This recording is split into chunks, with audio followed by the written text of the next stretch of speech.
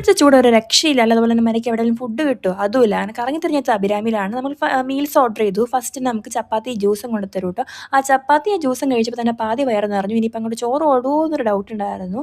അതുപോലെ തന്നെ ചോറ് അങ്ങനെ കഴിക്കാൻ പറ്റിയില്ല കേട്ടോ. പിന്നെ കൂടെ കിട്ടിയ ഒരു തൈര് ഉണ്ടായിരുന്നു. നല്ല തൈരായിരുന്നു. അങ്ങനെ തൈരും കുറേ ഇരുന്ന് കഴിച്ച്.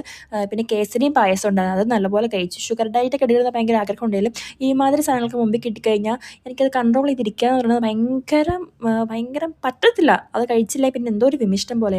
പിന്നെ നേരെ നമ്മൾ സ്റ്റുഡിയോയിൽ പോയി കുറച്ച് ഡ്രസ്സൊക്കെ ട്രൈ ചെയ്തു കേട്ടോ. എനിക്ക് സ്ലീവ്ലെസ് ഡ്രസ്സൊക്കെ ഇടാൻ ഭയങ്കര ഇഷ്ടമാണ്. പക്ഷേ ഇടൽ ഭയങ്കര കുറവാണ്. പിന്നെ നമ്മുടെ നാട്ടിൽ ചില അമ്മായിമാരും അമ്മമാരുണ്ട് കേട്ടോ.